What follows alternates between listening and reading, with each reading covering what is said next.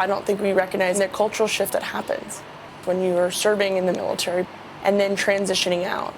So you go from a uniform that says how many times you promoted to now walking out wearing a blazer and now my name is Megan.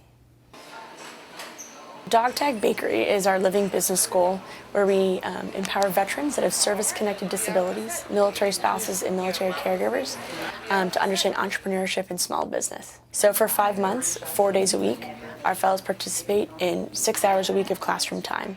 During that time, they're going through 7 courses taught by Georgetown professors to ultimately graduate with a certificate in business administration from Georgetown. The need for our program is to making sure that no one falls through the cracks, to start understanding what does employment mean to you, but also how do you start taking care of yourself? Well, I got medically retired from the Army in 2015. It took me a lot of time to try to figure out what I wanted to do because depression kicked in.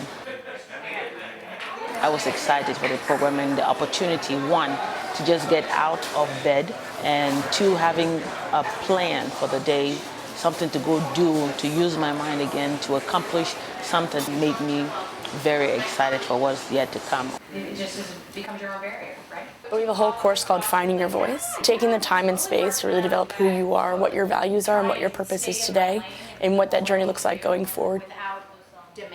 I was a stay-at-home mom for 4 years, and then I became a caregiver. He was in for 4 years before he got medically discharged. So I was not only a caregiver to my son, I became a caregiver to my husband as well. So we have military spouses that come through here that don't have the luxury of the resume that their service member, their spouse does, because they've had to move every other year and been raising a family. And employment's difficult if the employer knows they're going to be moving. The hardest part was noticing that I had to get out and do something.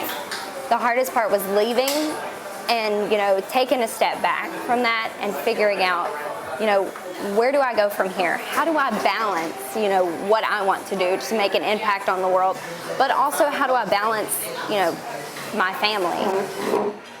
When you come in here, whether you're an officer, enlisted, a spouse, or a caregiver, you're just Brandy, or you're just Tiki. And there's value in the civilian workforce and the civilian world to know who you are today. And it really becomes kind of an equalizer. We say thank you for your service, which is what we should be saying, but I think we actually really need to be putting a hand out to pull each other back up. It's not the military community or civilian community, it's about community.